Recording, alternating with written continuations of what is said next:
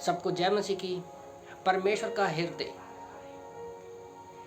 Part 2 में share कर रहा हूँ। ये वचन मैं कल पास्टर शुबैली, जो हमारे वोल्टीमोर से मेन पास्टर हैं, उन्होंने दिया, और कल वो भी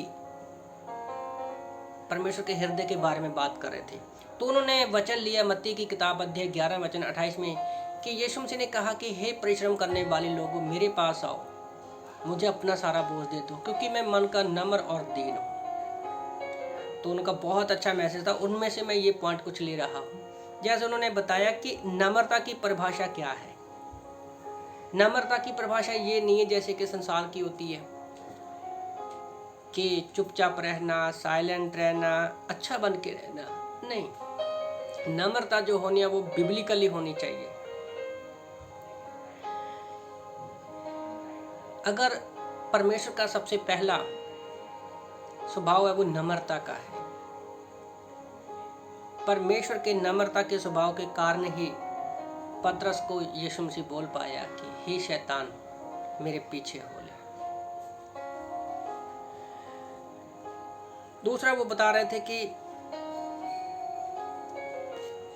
विश्राम परमेश्वर चाहता है, परमेश्वर का हृदय है कि हर एक व्यक्ति विश्राम पाए। विश्राम का मतलब क्या है? जब हम यीशु मसीह के लिए चलते हैं तो मैं अपने स्वार्थ में नहीं, अपने तरीके से नहीं। विश्राम का रियल मतलब ये है कि प्रभु के साथ कार्य करते हुए आनंदित होना।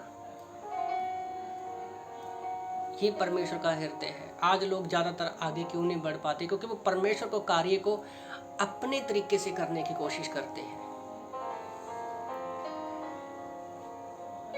और उन्होंने जो एक बहुत अच्छा मुझे बताया वो निर्गमन 28 में से कि एक याजक के वस्त्रों पर 12 गोत्रों के नाम लिखे हुए थे, 6 और 6। 2 कंधों पर परमेश्वर ने 2 पॉइंट बताए उसके हृदय के बारे में। पहला है अनुग्रह, दूसरा है संपूर्ण कार्य। पहले कंधे पर है हृदय, अनुग्रह का परमेश्वर का हृदय है। एक कंधे पर परमेश्वर ने जो 12 गोत्रों के नाम लिखे, 6 मतलब पर अनुग्रह का परमेश्वर का हृदय है। दूसरे कंधे पर संपूर्ण कार्य, बोझ उठाना, वो परमेश्वर का हृदय हमें दिखाई देता है।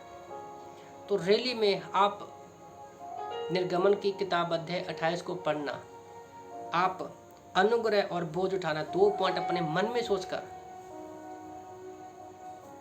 उस चैप्टर को पढ़ना, तब आपको परमेश्वर के हृदय के बारे में पता चलेगा।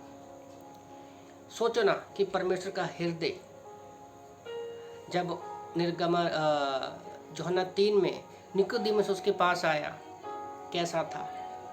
यूहन्ना 4 में सामरी औरत के प्रति उसका हृदय कैसा था? यूहन्ना 8 में व्यभिचारी औरत के प्रति उसका हृदय कैसा था? थोमा जिसने प्रभु पर विश्वास नहीं किया, उसके प्रति परमेश्वर का हृदय कैसा था?